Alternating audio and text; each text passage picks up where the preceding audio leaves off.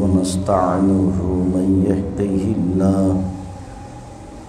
يهده الله فلا مضل له ومن يضلل فلا هادي له وأشهد أن لا إله إلا الله وحده لا شريك له وأشهد أن محمدا عبده ورسوله أما بعد فأعوذ بالله من الشيطان الرجيم فيه رجال يحبون أن يتطهروا والله يحب المطهرين عن أبي هريرة رضي الله تعالى عنه قال قال رسول الله صلى الله عليه وسلم لولا أشك على أمتي لأمرتهم بتاخير العشاء والسواك عند كل صلاة رواه مسلم عن شريح بن هاني رضي الله تعالى عنه قال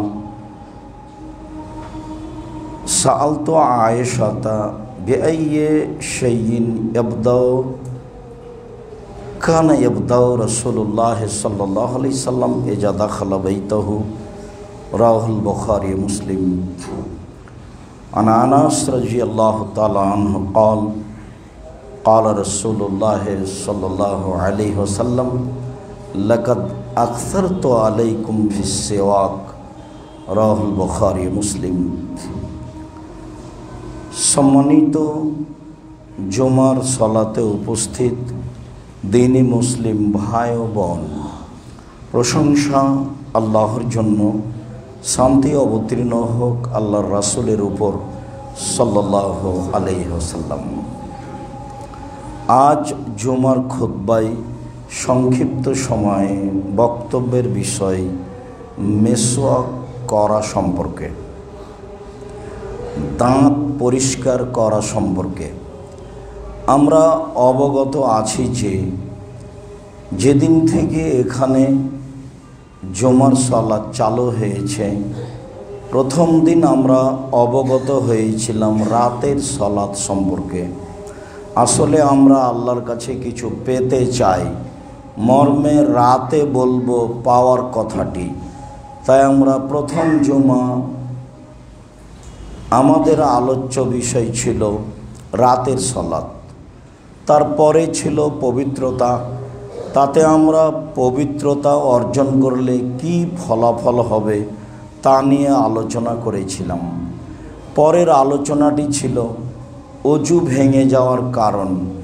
আসলে মূলত বিষয়টি এমন ছিল যে কখন অজু করতে হবে, অজু করার প্রয়োজন কখন, যার কারণে নামটা দেওয়া হয়েছিল অজু ভেঙে যাওয়ার কারণ। অজুর পূর্বের আলোচনা গত জমায় ছিল পেশাব পায়খানা ও কেবলা, কিভাবে পেশাব পায়খানা করতে হবে, তার পদ্ধতি কি হতে পারে এবং কেবলা কেমন বিষয়টি আমাদের আলোচনায় ছিল। সেখানে আমাদের দুই একটি হাদিস ছুটে গেছে, সেখান থেকে আমরা আলোচনা শুরু করি, তাহলে আমাদের বোঝা সহজ হবে। আব্দুল্লাহ ইবনে আব্বাস রাদিয়াল্লাহু তাআলা আনহু বলেন, মাররা রাসূলুল্লাহ সাল্লাল্লাহু আলাইহি সাল্লাম বিকাবরাইনে, একদা আল্লাহর নবী দুইটা কবরের পাশ দিয়ে হাঁটছিলেন। ফাকালা, তিনি বললেন, ইন্নাহুমা লা ইউআযাবানে, কবর দুইটিতে শাস্তি হচ্ছে। এই কথা তিনি বললেন ওমা ইউআযাবানে লিকাবীরিন, বড় পাপের কারণে তাদের শাস্তি হচ্ছে তা নয়, তবে তিনি যা বললেন তাতে বড় পাপ রয়েছে। কবর দুইটিতে শাস্তি হচ্ছে, বড় পাপের কারণে শাস্তি হচ্ছে তা নয়। ফাআম্মা আহাদুহুমা, দুইজনের একজন লা ইয়াস্তানজিহু মিনাল বাউলে, পেশাব থেকে সতর্ক থাকতো না। এই অংশটুকু আমাদের সাথে আলোচনার সাথে সম্পৃক্ত। পেশাব থেকে সতর্ক থাকতো না। আর এখানেই ছিল বক্তব্যের কোনো একদিন চাঁপাইনবাবগঞ্জের এক পল্লী এলাকায়, তাতেই ছিল সেসব এলাকার মহিলারা বাড়ির পিছন দিকে পেশাব করতে বসে, পেশাবের ব্যাপারে সতর্ক থাকে না, অথচ তা অতীব ভয়াবহ। গরু গাভী পেশাব করলে পাশ দিয়ে হাঁটলে কাপড় নিয়ে সতর্ক থাকে, অথচ গরু গাভীর পেশাব অপবিত্র নয় মর্মে বাক্যটি এসেছিল। আসলে বাক্যটি মৌলিক লক্ষ্য উদ্দেশ্য ছিল না। আর এই পেশাবের কারণে আগেকার মানুষকে যেখানে পেশাব লাগতো সেই কাপড়টা কেটে দিতে হতো। শরীরের বিষয়টিও তাই ছিল, যা ছিল খুবই কঠিন। সেইটা সহজ করে পানি দিয়ে ধুয়ে দেওয়ার ব্যাপারে বলা হয়েছে। যদি বাচ্চা সন্তান মেয়ে হয় তাহলে জন্মের পর থেকেই পেশাব অপবিত্র, আর যদি বাচ্চা সন্তান ছেলে হয় তাহলে যতদিন পর্যন্ত মায়ের দুধ ব্যতীত বাহিরের খাদ্য খায়নি ততদিন পর্যন্ত তার পেশাব পবিত্র বলে মুহাম্মদ সাল্লাল্লাহু আলাইহি সাল্লাম ঘোষণা দিয়েছেন। আমাদের অত্র হাদিসের আলোচনায় আমরা বুঝলাম প্রথম বাক্যে যে একটি লোক পেশাব থেকে সতর্ক থাকতো না, যার কারণে তাকে কবরে শাস্তি দেওয়া হচ্ছে, এই কথা বলবৎ রয়েছে। ঠিক, এটাই ঠিক। পেশাবের ব্যাপারে খুব সতর্ক সাবধান থাকতে হবে। পরের বাক্যে তিনি বললেন অম্মাল আখার কানে ইয়ামশি বিন নামিমা, ও চগলখড়ি করত, এখানকার কথা ওখানে লাগাতো, ওখানকার কথা এখানে লাগাতো। এইটা মহাপাপ। শুধু মহাপাপ নয়, মহাপাপের মধ্যে যেগুলো মানুষের সাথে জড়িত পাপ, যেগুলো ক্ষমা চেয়ে ক্ষমা হবে না, যার সাথে ঘটেছে তার কাছে ক্ষমা চাইতে হবে, এই পাপকে তিনি প্রথম অংশে বললেন যে বড় পাপের কারণে শাস্তি হচ্ছে না, হয়তোবা এইটা বড় পাপ তিনি পরে ঘোষণা দিয়েছেন। আগে বিষয়টি তার কাছে জিবরাইলের মাধ্যমে অবগতিতে ছিল না, পরবর্তীতে অবগতিতে আসলে তিনি বিষয়টি শক্তভাবে পেশ করেন। চুগলখড়ি কাজটা নেহায়াত অন্যায়। পরের অংশ ফাখাজা জারিদাতান রুতবা, একটা তিনি তাজা খেজুরের ডাল নিলেন, ফাশাক্কা বিনিসফাইনে, নিজে ভেঙে দুই টুকরা করলেন, দুই টুকরা করে সুমা গারাজা ফিকুলে কাবরিন ওয়াহেদান, দুইটি কবরের প্রত্যেকটিতে এক টুকরা করে পুঁতে দিলেন। সাহাবীগণ বললেন লিমা সানাতা হাদা, আল্লাহর নবী এটা কেন করলেন? তাহলে বোঝা যাচ্ছে আল্লাহর নবী সাধারণত এর পূর্বে এরকম কাজ করেননি। লিমা সানাতা হাদা, আপনি এটা কেন করলেন?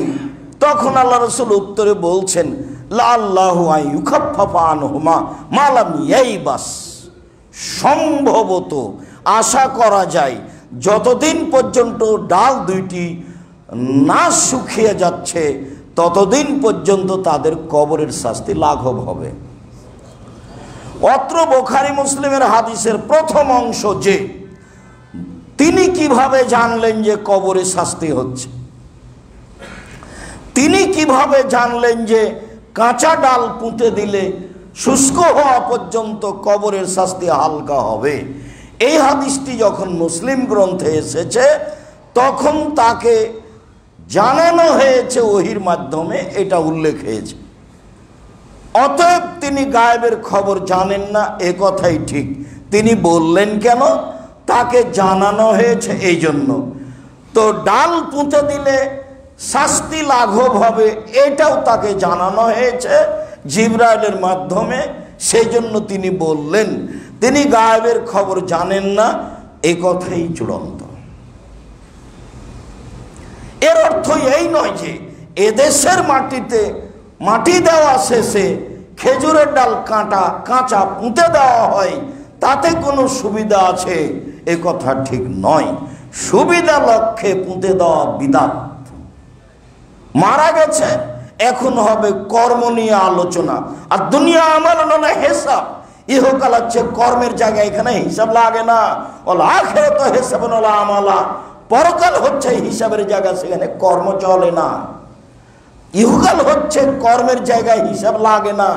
পরকাল হচ্ছে হিসাবের জায়গায়, কর্ম চলে না। ইহকাল হচ্ছে কর্মের জায়গায়, হিসাব লাগে না। পরকাল হচ্ছে হিসাবের জায়গা, কর্ম চলে না। কর্ম টোটালাই বন্ধ, শুধু খালি বুঝানো, বুঝানোই কাজ। পুরো জীবন অক্ষরে অক্ষরে বুঝাতে হবে। আবু হুরায়রা রাদিয়াল্লাহু তাআলা আনহু বলেন, আল্লাহর নবী বললেন, ইত্তাকুল লানাইনে, অভিশপ্ত দুইটা কাজ থেকে বেঁচে থাকো। সাহাবীগণ বললেন, ওমান লায়নানে ইয়া রাসূলুল্লাহ, অভিশপ্ত কাজ দুটি কি, বলেন তো কি?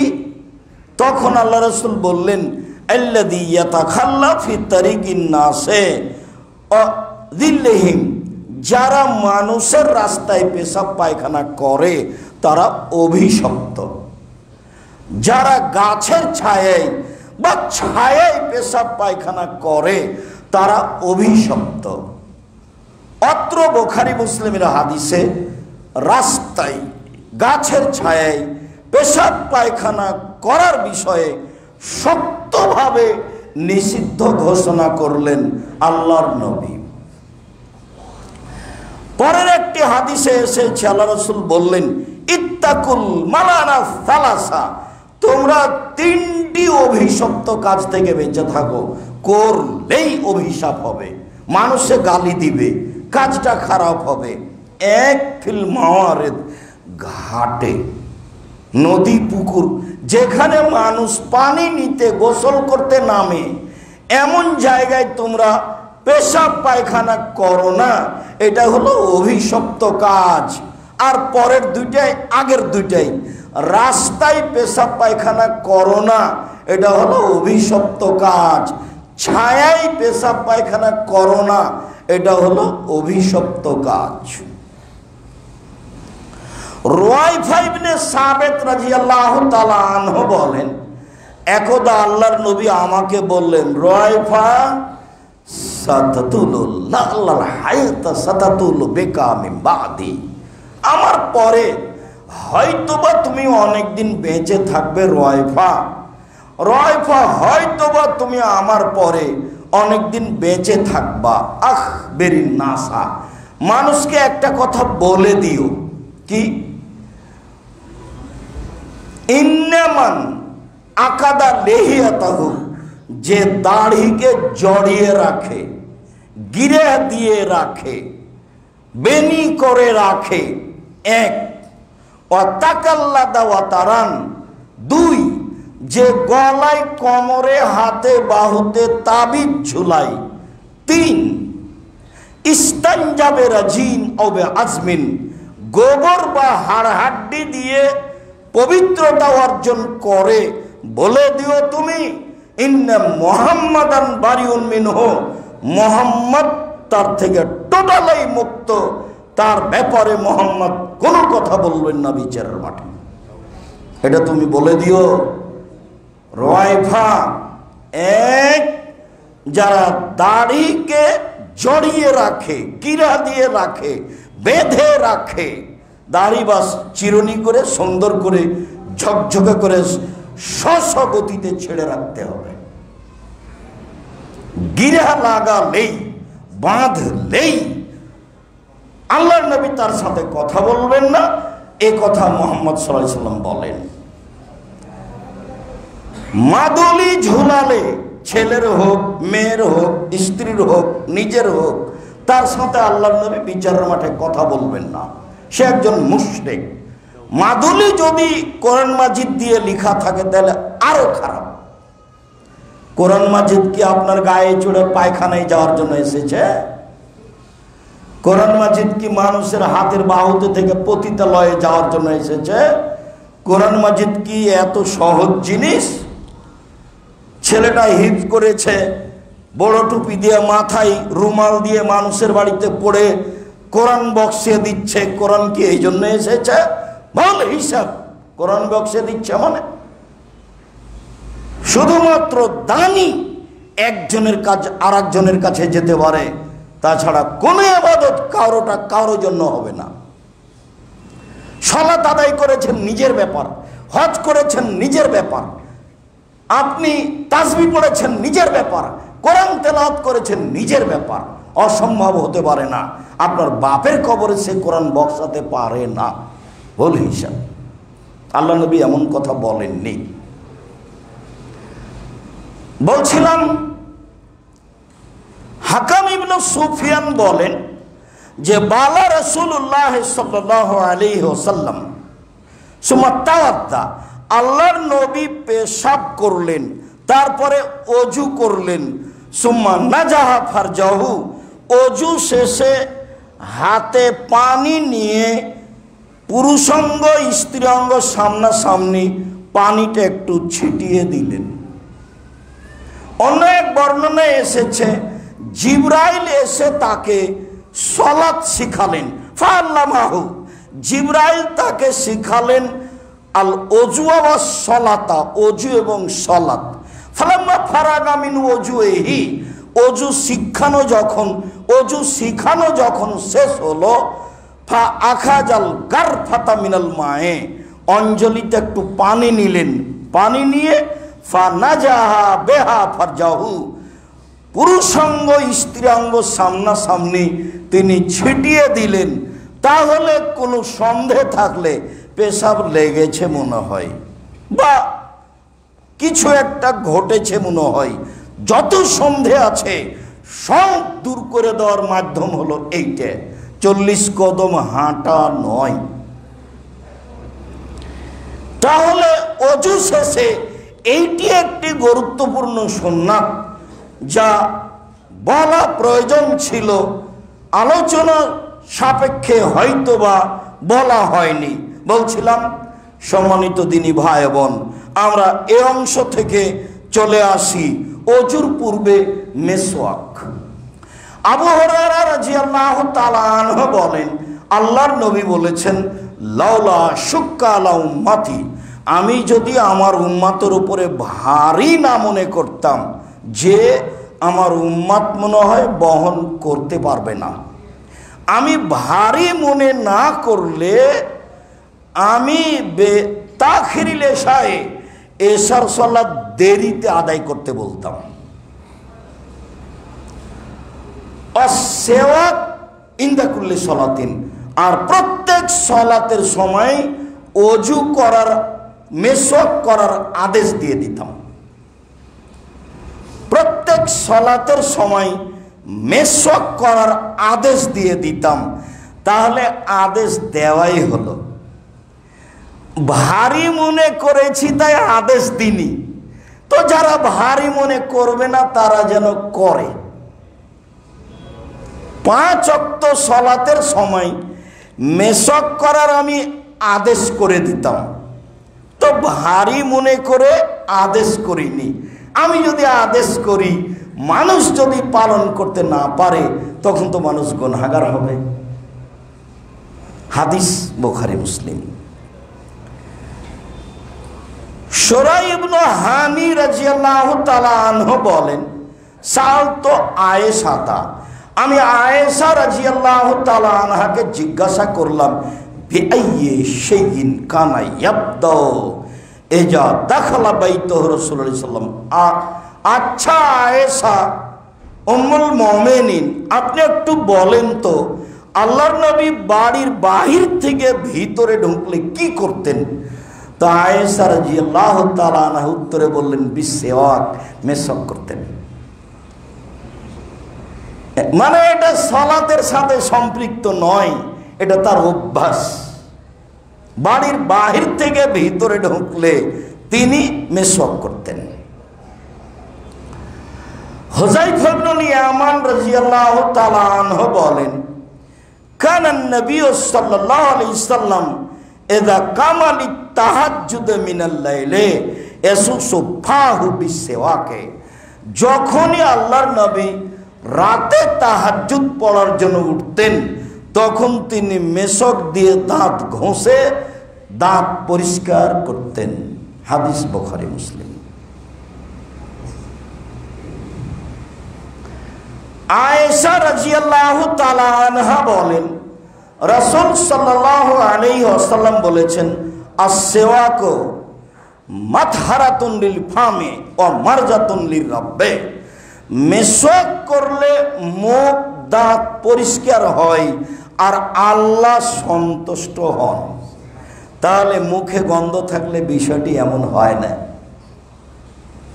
মেশক করলে মুখ পবিত্র হয় আর আল্লাহ সন্তুষ্ট হন, এই কথা আয়েশা রাদিয়াল্লাহু তাআলা আনহা বলেন। তিনি বলেন, লা ইয়ারকুদু রাসূলুল্লাহ সাল্লাল্লাহু আলাইহি সাল্লাম ফি লাইলিন আও নাহারিন ফাস্তাইকাজা ইল্লা ইয়াতাসাওয়াকু ক্বাবলা ইয়াতাবাদ্দা। আল্লাহর নবী দিনে শুইলে অথবা রাতে শুইলে, দিন রাত তিনি যখনই শুইতেন, শোয়ার পরে উঠলেই তিনি ওযু করার পূর্বে মেশক করতেন। দিনে অথবা রাতে শোয়ার পরে উঠলেই, ঘুম থেকে জাগলেই তিনি মেশক করতেন। এ কথা আয়েশা রাদিয়াল্লাহু তাআলা আনহা বলেন। আয়েশা রাদিয়াল্লাহু তাআলা আনহা বলেন, কানা নবী সাল্লাল্লাহু আলাইহি সাল্লাম ইস্তাকু সুম্মা ইউতিনি লিয়াগসিলাহু। আল্লাহর নবী মেশক করার পরে, মেশক করা শেষ হলে মেশকটা আমার হাতে দিতেন, আমি যেন ধুয়ে রেখে দিই। স্ত্রীর সাথে সবসময় ভালো ব্যবহার করবেন। ও আপনার সাথের মানুষ, আপনার সুবিধে অসুবিধায় সবসময় থাকবে। আল্লাহ বলেছেন, আমি তোমাদের স্ত্রীদেরকে সৃষ্টি করেছি তোমাদেরকে শান্তি তৃপ্তি দেওয়ার জন্য। এইভাবে যেখানে সেখানে ব্যাংকে, স্কুল কলেজে, মাঠে ঘাটে পাঠায়েন না। ওর অনেক দাম, খুব দামি সম্পদ। তাকে ঘেরে রাখতে হয়, তাকে ঢেকে রাখতে হয়, তাকে আদর করতে হয়। ব্যতিক্রম সম্পদ নারী, তাকে মূল্যায়ন করতে হয়, তাহলে কাজে পাওয়া যায়। বদনাম করলে, গালি দিলে, আপনার ওই যৌতুক চাইলে ভালোবাসা কমে যায়। তখন ওকে যে জন্য সৃষ্টি করা হয়েছে সেটা আর হয় না। আয়েশা রাদিয়াল্লাহু তাআলা আনহা বলেন, ওযু শেষে মেশকটা আমার হাতে দিতেন এই জন্য যে আমি ধুয়ে রেখে দিব।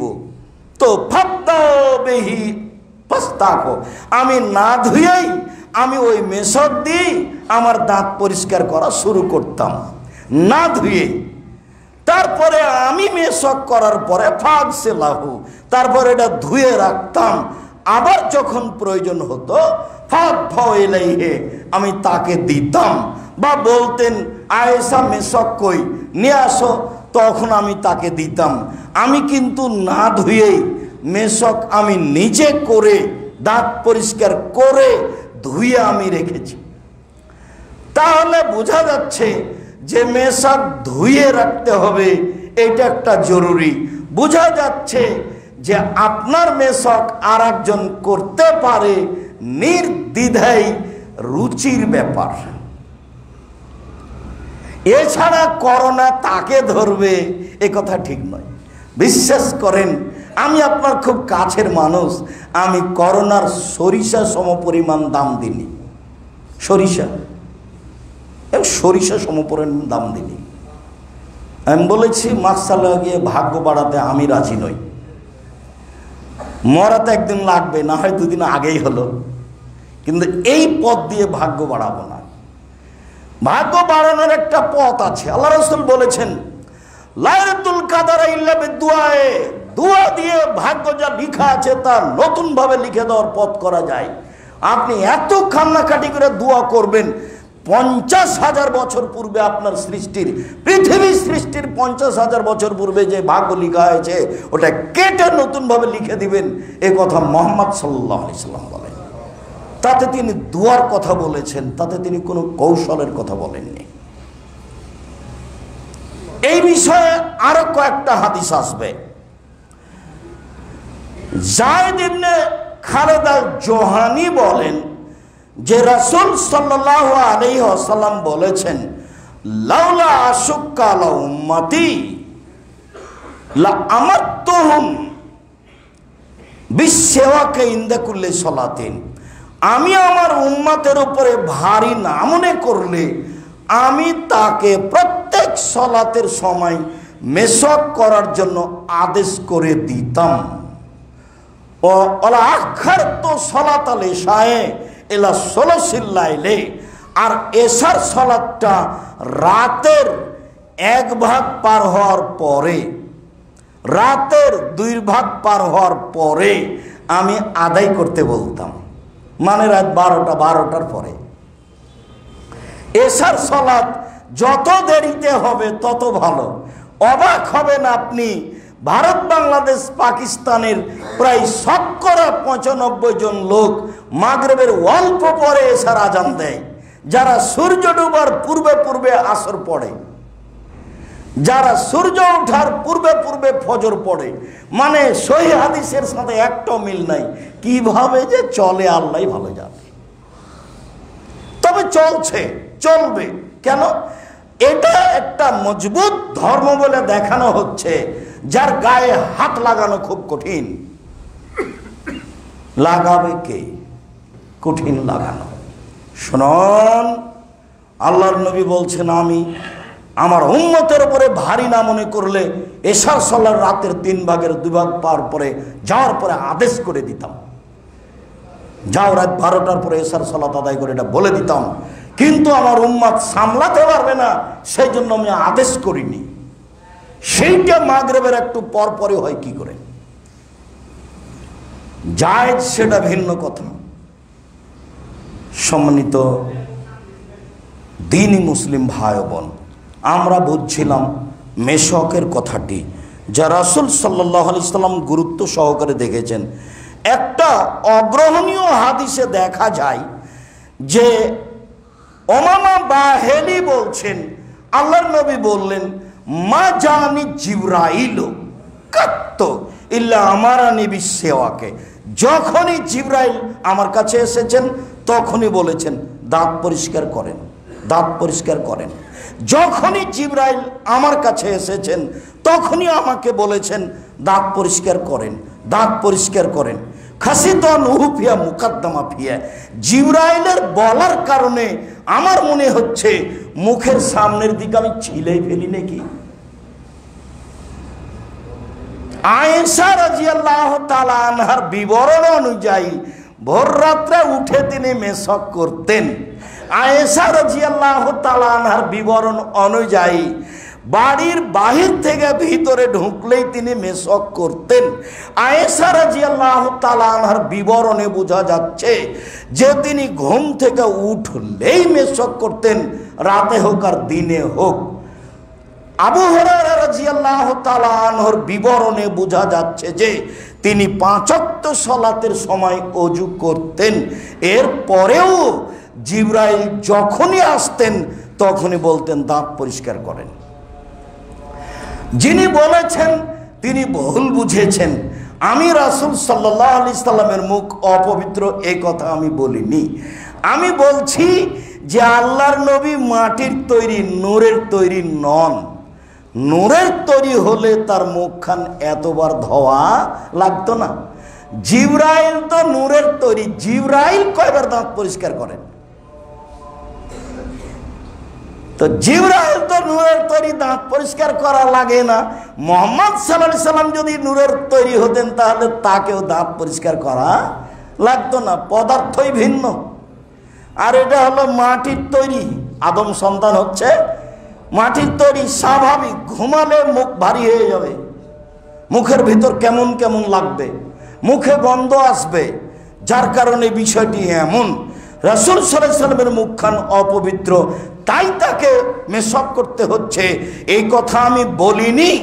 মানবিক মানুষ হিসাবে মানবিক গন্ধ থাকতে পারে, যার কারণেই তিনি এতবার মেশক করছেন, যার কারণে জিবরাইল তাকে এইভাবে মেশক করতে বলছেন।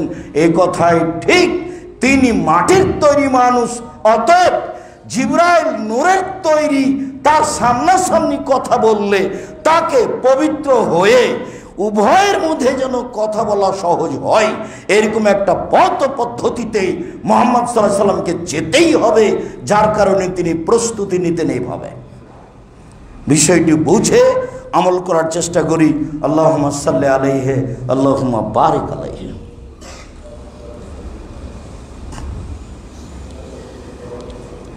আলহামদুলিল্লাহ ওয়াহদা ওয়াসসালাতু ওয়াসসালামু আলা মান লা নাবিয়্যা বাদা। আব্দুল্লাহ ইবনে উমর রাদিয়াল্লাহু তাআলা আনহু বলেন, আল্লাহর নবী বললেন, ইন্নী উরানি ফিল মানামে আতাসাওয়াকু বিসওয়াকিন, আমি নিজে স্বপ্নে দেখছি, আল্লাহ নবী বলছেন, আমি নিজে স্বপ্নে দেখছি যে আমি মেশক দিয়ে দাঁত পরিষ্কার করছি। মেশক সেটা যেটাই হোক, আপনার নিমের ডাল হোক, না হলে বাবলা ডাল হোক, না হলে খেজুর ডাল হোক, না হলে আপনার পেলু ডাল হোক, যেটাই হোক না কেন, যেটা আমার আপনার জন্য সহজ, সেটা জায়তুন হলে ভালো, সেটা যেটাই হোক। তো তিনি মেশক দিয়ে দাঁত পরিষ্কার করছেন, এটা তিনি স্বপ্নে দেখছেন। ফাজানি রাজুলানে, আমার কাছে দুইজন মানুষ আসলো। আহাদুহুল আকবরু মিনাল আখারে, দুইজনের একজন বড় একজন ছোট। ফানাওয়ালতু সিওয়াকা আল আসগারা মিনহুমা, তো আমি আমার মেশকটা দুইজনের ছোট জনকে দিয়ে দিলাম। ফাকিল আলী, আমাকে বলা হলো কাব্বির কাব্বির, বড় জনকে দেন, বড় জনকে দেন। ফাদাফাতু হুলা আকবার মিনহুমা, তখন আমি তাদের দুইজনের বড় জনকে দিলাম। অত্র সহিহ হাদিস দ্বারা প্রমাণিত হয় যে একজনের মেশাক একাধিক জন করতে পারে। অত্র সহিহ হাদিস দ্বারা প্রমাণিত হয় যে একজনের মেশাক আর একজন করতে পারে ধোয়া ছাড়াই। অত্র হাদিস দ্বারা প্রমাণিত হয় যে প্রথমত যদি স্বাভাবিকভাবে দেওয়া লাগে কোনো কিছু, তাহলে দুইজনের বড় জন যে তাকে দিতে হবে। উল্লেখ্য যে অনুরূপী কথা আল্লাহর নবী বলেছেন, ৩-৪ জন এসেছে একটা কথা নিয়ে, দিয়ে ছোট জন কথা শুরু করেছে, তখন আল্লাহ রসুল বলেন, থামো, কাব্বির, বড় জনকে বলতে দাও। আবার যখন নিজে থেকে দেওয়ার গতি আসবে, তখন ডান দিক থেকে, যখন নিজে থেকে দেওয়ার গতি আসবে তখন ডান দিক থেকে। তাতে এক সময়ে বলেছি যে আল্লাহর নবী নিজের নিয়মের কাছে নিজেই জিম্মি। আল্লাহর নবী নিজের নিয়মের কাছে নিজেই জিম্মি। কেন? তার নিয়ম তার বানানো নয়, তার নিয়ম কার বানানো? উপর থেকে। তাই তো তিনি পানি পান করার পরে গিলাসটা দিবেন, তো ডান হাতে ডান দিকে দিতে হবে, ডান হাতে দিতে হবে। তো ডান দিকের সব ছোট ছোট ছেলে, তো ছোট ছোট ছেলেগুলোকে আল্লাহ নবী বলছেন, তোমরা আমাকে একটু অনুমতি দাও না, বামে উমর আবু বকর সিদ্দিক আছে, আমার পান করার পরে যেটুকু পানি আছে তাদের দিয়ে দিই। তখন ছোট ছোট ছেলেগুলো বলছে, আপনার পানি পান করার সুযোগটা আবার আমরা ছেড়ে দিব, তা কি আর হয়? তখন আল্লাহ রসুল বললেন, নেও তো, নেও তাহলে, নেও তাহলে। এ দেখেন, হাদিস কিন্তু বুখারী মুসলিম। তার মানে নিজেই জিম্মি। পৃথিবীর এত বড় মানুষ ইচ্ছা করে দিতে পারলেন না, যাই তোমরা থামো, ওমর এই পানি নাও। বামের দিকে আছে বড় মানুষ উমর আবু বকর সিদ্দিক, আবু বকর সিদ্দিক এই পানি নেন, আমার খাওয়ার পরে পানি নেই। এরকম ক্ষমতার অধিকারী তিনি হলেন না কেন? তার নিয়ম পালন করার ব্যাপারে তিনি নিজেই জিম্মি। এই নিয়ম তার পক্ষ থেকে করা নয়, এই নিয়ম কার পক্ষ থেকে করা? আল্লাহর পক্ষ থেকে করা, যার কারণে তিনি এটা করতে পারলেন না। আয়েশা রাদিয়াল্লাহু তাআলা আনহা বলেন, কানান নবী সাল্লাল্লাহু আলাইহি ওয়াসাল্লাম ইয়াস্তাকু, আল্লাহর নবী একদা মেশক করছিলেন। এরপরে দেখলেন তার পাশে দুইজন মানুষ, ফাউহিয়া ইলাইহি ফাবিআতুল সেওয়াকে, মেশকের ফজিলত বর্ণনা করে তাকে বলা হলো আতে আল আকবার মিনহুমা, ওদের দুইজনের যে বড় আছে তাকে আপনি আপনার মেশকটা দিয়ে দেন, সেই দাঁত পরিষ্কার করুক। এই হাদিসও প্রমাণ হয় যে একজনের মেশক আর একজন করতে পারে, সেটা রুচির ব্যাপার। চলেন এবার আরো গুরুত্বপূর্ণ কথাই চলে যাই। আবু আইয়ুব আনসারী রাদিয়াল্লাহু তাআলা আনহু বলেন, আরবাউন মিন সুনানিল মুরসালিন, নবীগণ চারটা কাজে অভ্যাসী ছিলেন। নবীগণের বৈশিষ্ট্য ছিল চারটি, নবীগণের শিষ্টাচার ছিল চারটি। সব নবী, আদম আলাইহিসসালাম, নূহ আলাইহিসসালাম, দাউদ আলাইহিসসালাম, সুলাইমান আলাইহিসসালাম, ইব্রাহিম আলাইহিসসালাম, জাকারিয়া আলাইহিসসালাম, মুহাম্মদ আলাইহিসসালাম, মুসা আলাইহিসসালাম, ঈসা আলাইহিসসালাম, সব নবী এই চারটে নিয়ম পালন করতেন। এটা হলো তাদের স্বভাবগত নিয়ম, এটা হলো শিষ্টাচারগত নিয়ম। এক, আত্মাওয়াত্তর, আতর ব্যবহার করা, আতর লাগানো। তারা মরুভূমির মানুষ, গায়ে গন্ধ আসতো, এটাও হতে পারে। এতে শরীরের কোনো সুবিধা আছে, এটাও হতে পারে। সব নবী গায়ে আতর লাগাতেন। এক। দুই, অসেওয়াকো, সব নবী মেশক করতেন। এটা হলো আমাদের আলোচনার সাথে সম্পৃক্ত কথা। সব নবী একেবারে আদম থেকে নিয়ে মুহাম্মদ সাল্লাল্লাহু আলাইহি সাল্লাম পর্যন্ত সব নবীর নীতি ছিল মেশক করা। এটা বুঝতে হবে যে আমি করছি এ কথা নয়, আমার নবী করতে বলেছেন এ কথা নয়, মেশক আদম আলাইহিস সালাম করেছেন, এ কথাই মুহাম্মদ সাল্লাল্লাহু আলাইহি সাল্লাম বলেন। তারপরে তিনি বলেন অল হায়া, লজ্জা। লজ্জা মহিলাদের কম, পুরুষের বেশি। আব্দুর রাজ্জাক কথা কি উল্টা হলো? জি না, উল্টা হলো কিভাবে? আপনি রাস্তাঘাটে দেখছেন তো স্বামীর গায়ে তো বেশ হাতওয়ালা জামাই আছে, প্যান্টটা তো টাকনুর নিচেই আছে, বেশ সুন্দর শরীর ঢাকা আছে, তো বউ তো খালি আছে। যদিচ এটা তার গাইরিয়ত, তার আত্মমর্যাদার অভাব, তার শরীরে সবটুকুই পুজ, তার গাইরিয়ত, তার আত্মমর্যাদার অভাব। তার আত্মমর্যাদা থাকলে তার মেয়ে, সে একজন মাস্টার ডিগ্রি পাস মানুষ, সে একজন কলেজ বিশ্ববিদ্যালয়ের শিক্ষক, তার মেয়ে ভাবে তার সাথে থাকবে খালি। তার একটা আত্মমর্যাদা, তার একটা গাইরিয়ত, তার একটা পুরুষত্বের অভাব, তার শরীরে সবটুকুই পুজ। আত্মমর্যাদা, গাইরিয়ত। আমরা যদি বউ নিয়ে কোথাও যাই, যদি রিক্সাওয়ালার গায়ে একটু কোনো কাপড় ঠেকে যায়, তাহলে তো আমরা অজ্ঞানের কাছাকাছি। ইন্না লিল্লাহি ওয়া ইন্না ইলাইহি রাজিউন। ও কি বউকে খেয়ে নিল? খেয়ে তো নেয়নি, আত্মমর্যাদায় বাঁধে, গাইরিয়ত, মান সম্মান, ইজ্জত এতে বাঁধে। আল্লাহ নবী বলছেন, ওমর, আমি জান্নাত ঘুরে দেখছিলাম স্বপ্নে, দেখলাম এক বিশাল প্রাসাদ, ভিন্ন ধরনের প্রাসাদ, খুব উন্নত মানের, ঝকঝকে টকটকে। মনে ভাবলাম ভিতর যে কত সুন্দর। পাশে একজন বৃদ্ধা মহিলা উজু করছে। আমি বললাম, প্রাসাদ কার? মহিলা বলল, উমারের। যেমন বলেছে উমারের, তখন আমি একটু পিছনে সরেছি। আল্লাহুস সামাদ, এত বড় আত্মমর্যাদার অধিকারী মানুষের ঘরে ঢুকবো আমি? এত বড় আত্মমর্যাদার অধিকারী মানুষের ঘরে ঢুকবো আমি? এত বড় আত্মমর্যাদার অধিকারী মানুষের ঘরে ঢুকবো আমি? আরে যিনি এই কথা বলছেন তিনি পৃথিবীতে সবচেয়ে দামি। জান্নাতের গেটে লেখা আছে, সর্বপ্রথমে যিনি জান্নাতে প্রবেশ করবেন তিনি হলেন মুহাম্মদ সাল্লাল্লাহু আলাইহি সাল্লাম। যেদিন বিচারের মাঠে কারো কথা বলার সাহস থাকবে না, সেদিন কথা বলবেন তিনি মুহাম্মদ সাল্লাল্লাহু আলাইহি সাল্লাম। তিনি বিচারের মাঠে যা বলবেন তাই হবে। এ কথা আল্লাহ বলছেন, আপনি যা বলবেন আমি সেটা মেনে নিব। আপনি বলেন কি বলতে চাচ্ছেন আমাকে।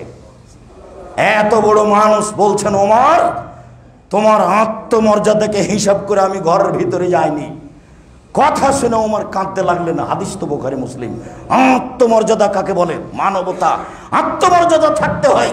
আপনার বিদ্যা আপনাকে কবর দিয়েছে, আপনার বিদ্যা আপনার আত্মমর্যাদাকে বাড়াতো, সেটা উল্টা করেছে।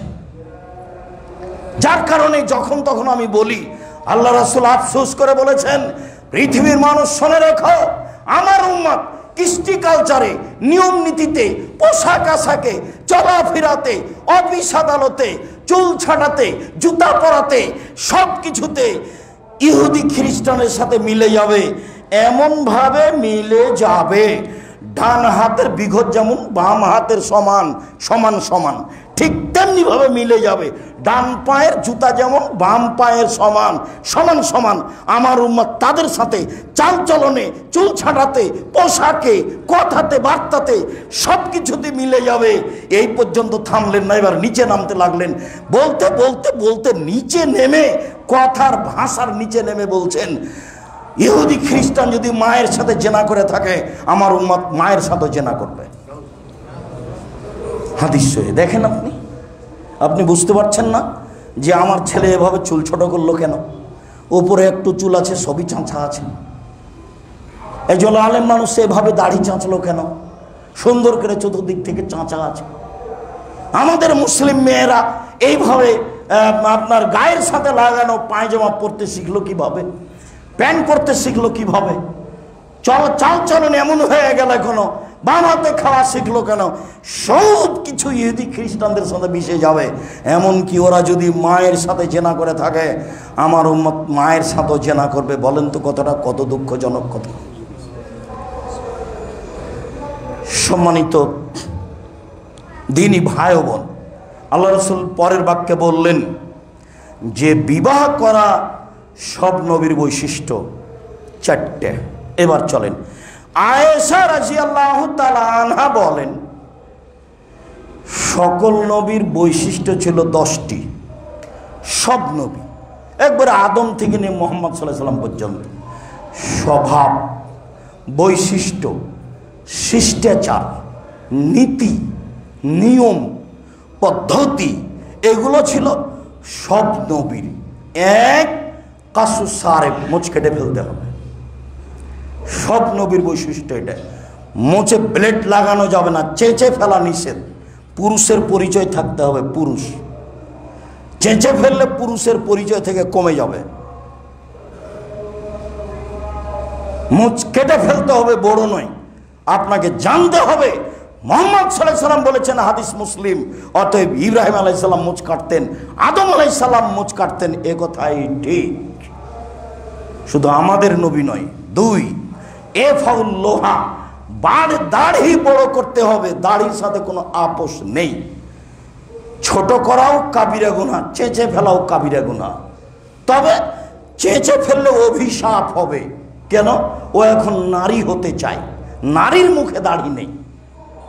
আপনাকে আমি কষ্ট দেওয়ার জন্য বলিনি, আপনি আমার দিনী ভাই, আপনাকে আমি অনেক ভালোবাসি, আপনার সাথে আমার ভালোবাসার অভাব নেই। তবে আপনাকে মনে করতে হবে, দাড়ি ছেড়েছেন আদম, ছেড়ে দিয়েছেন ইব্রাহিম, ছেড়ে দিয়েছেন ঈসা মুসা, ছেড়ে দিয়েছেন মুহাম্মদ সাল্লাল্লাহু আলাইহি ওয়াসাল্লাম। সকল নবীর অভ্যাস ছিল দাড়ি ছেড়ে দেওয়া। চেঁচে ফেললে অভিশাপ হবে, চেঁচে ফেললে চোখের পাওয়ার কমে যাবে, চেঁচে ফেললে স্ত্রী মিলনের ক্ষমতা কমে যাবে, চেঁচে ফেললে অভিশাপ হবে। একাধিক সহিহ হাদিস, একাধিক। 3, আসওয়াক, মেশক করতে হবে। এই শব্দটা দিয়ে এই হাদিসটা এসেছে এখানে। এই শব্দটার সাথে আমাদের আলোচনা সম্পৃক্ত। মেশক করা সকল নবীর কাজ। 4,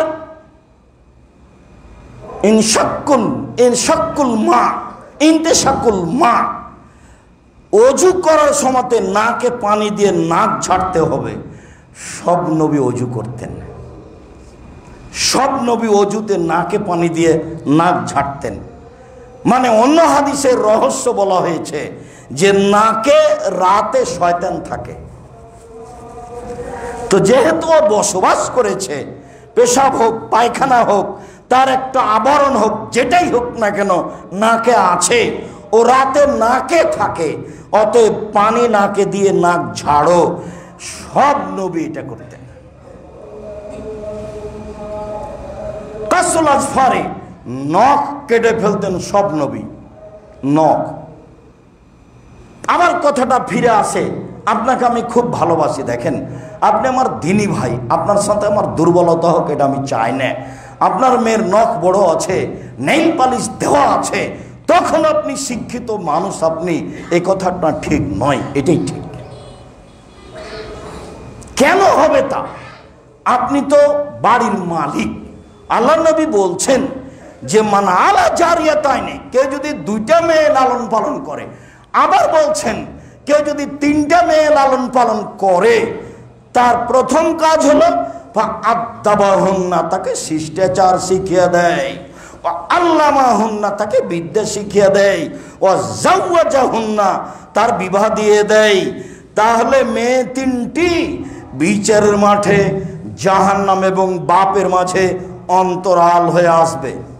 মধ্যে আছে মেয়েরা, ওইদিকে থাকবে জাহান্নাম আর এইদিকে থাকবে বাপ। আগে জান্নাত ঘোষণা হবে বাপের, তারপরে মেয়েরা এখান থেকে সরবে। অন্তরাল। একটা মেয়ে জন্ম নিয়েছে, তা মনটা খারাপ।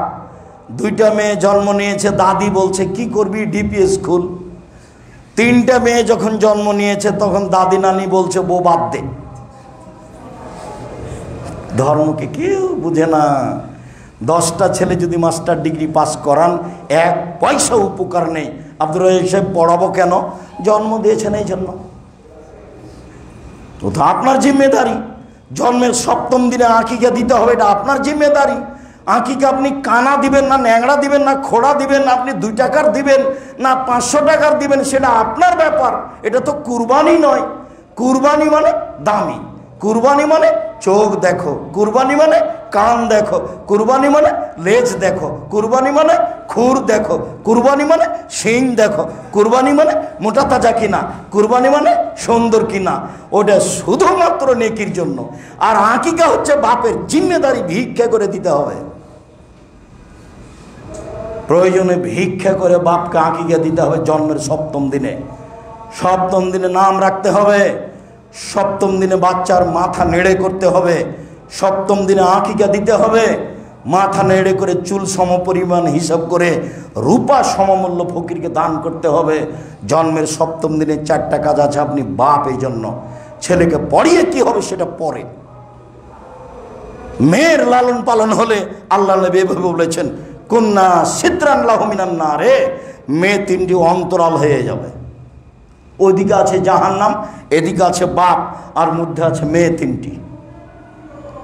আর যদি মেয়ে 2টা হয়, তখন বলেছেন ওই 2 মেয়ের বাপ আর আমি মুহাম্মদ সাল্লাল্লাহু আলাইহি ওয়াসাল্লাম জান্নাতে এভাবে থাকবো।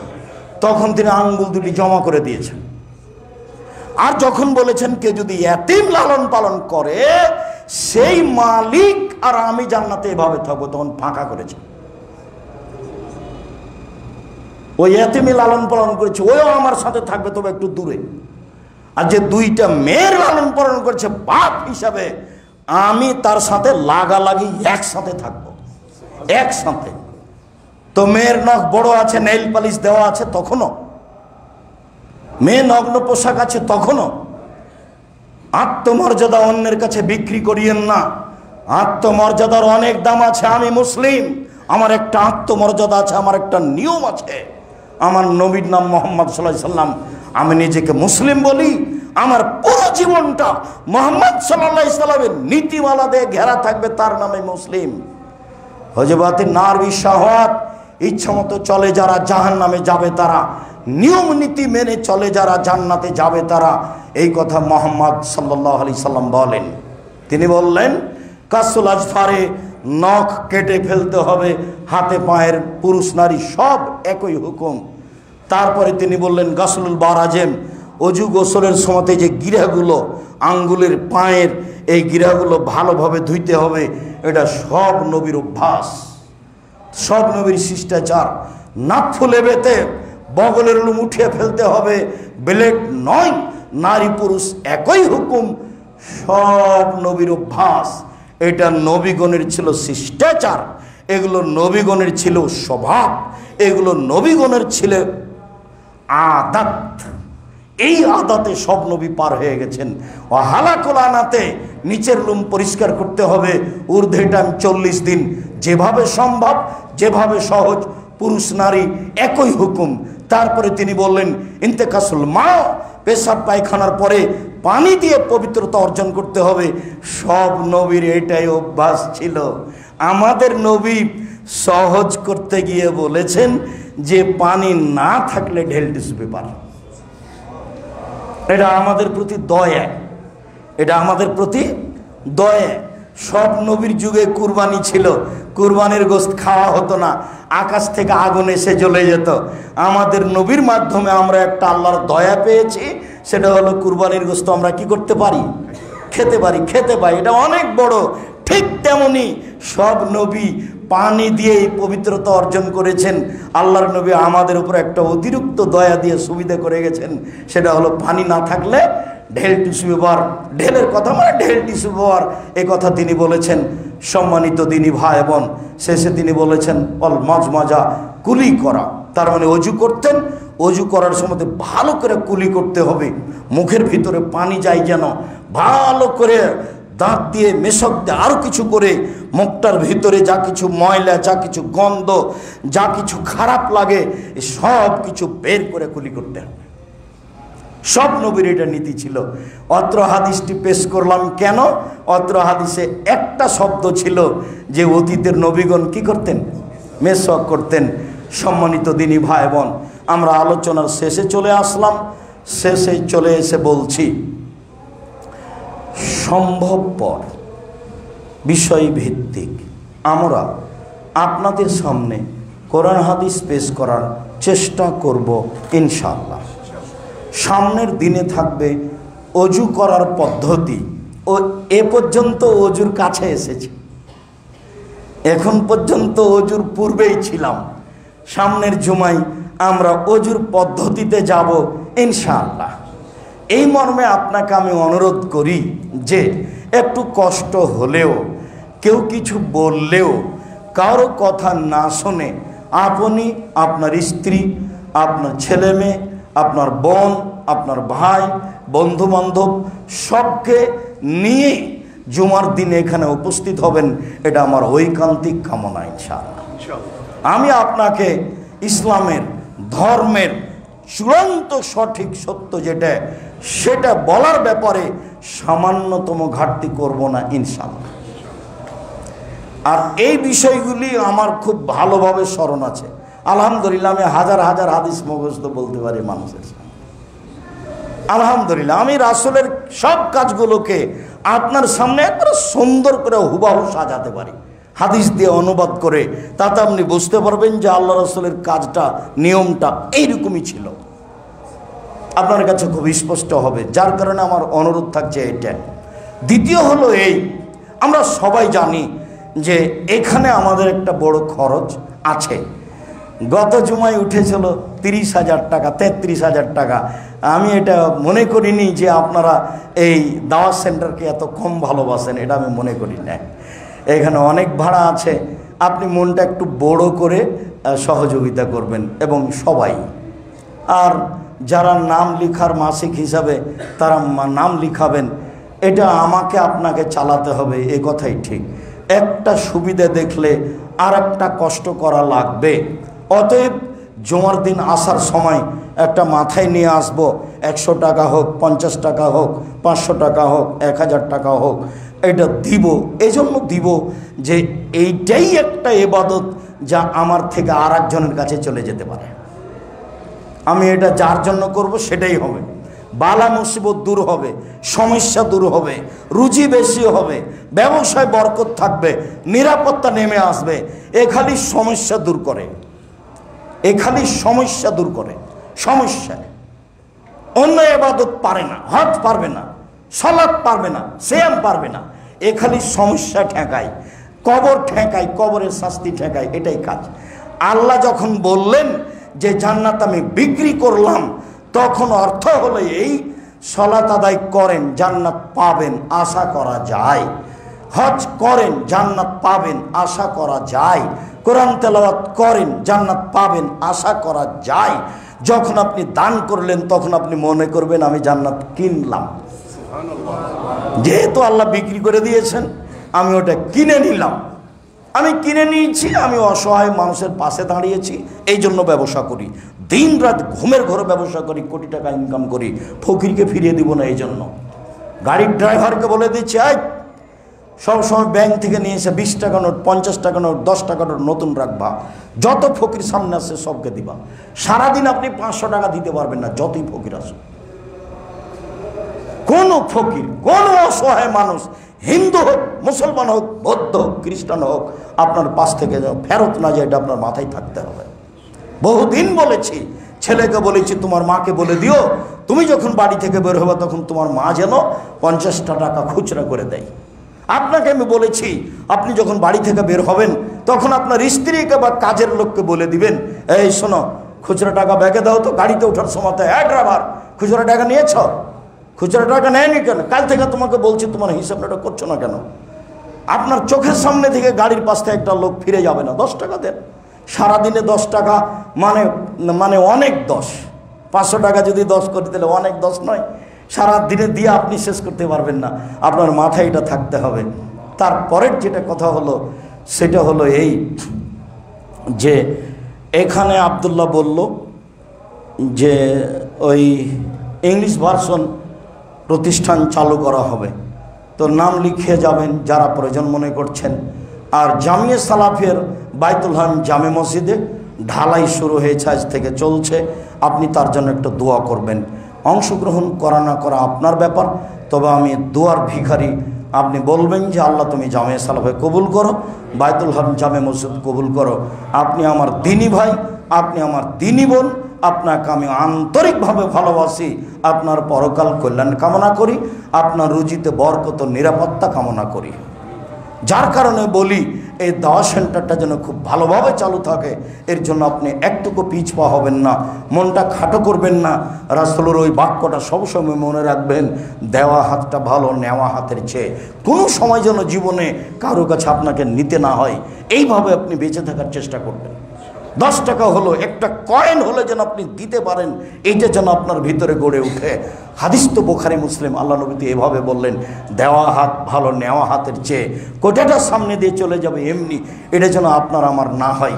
সম্মানিত দিনী ভাই বোন, আমরা এ যাবৎ যা বলেছি তাতে পবিত্রতার আলোচনা ভালোই করেছি, আমরা পবিত্রতার এক পর্যায়ে পৌঁছে গেছি।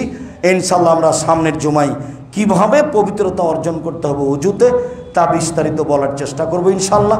আরও ধারাবাহিক আলোচনা থাকবে পবিত্রতার উপরে। আল্লাহ আমাদের যারা মারা গেছে তুমি তাদের কবরের শাস্তি মাফ করো, আমরা যারা অসুস্থ তুমি তাদের আরোগ্য দান করো, আমরা যারা বেঁচে আছি তুমি তাদেরকে তোমার রাসূলের পদ্ধতি অনুযায়ী চলার তৌফিক দান করো। আমরা মানুষ, আমাদের ভুল ত্রুটি থাকবে এ কথাই ঠিক, আমরা তোমার রাসূলের পদ্ধতি অনুযায়ী চলতে চাই, তুমি এই সুযোগ করে দাও। তোমার নবীর বলা অনুযায়ী আমরা পবিত্রতা অর্জন করতে চাই, আহাল পরিবারকে নিয়ে সেভাবে বেঁচে থাকতে চাই। তোমার একটু দয়া রহমতের কামনা করি। জুমার খুতবার শেষে তোমার দরবারে জোরালোভাবে দয়া রহমতের আন্তরিকভাবে দাবি জানিয়ে আজকের জুমার খুতবা এখানেই শেষ করলাম। আল্লাহুম্মা সাল্লি আলাইহি, আল্লাহুম্মা বারিক আলাইহি।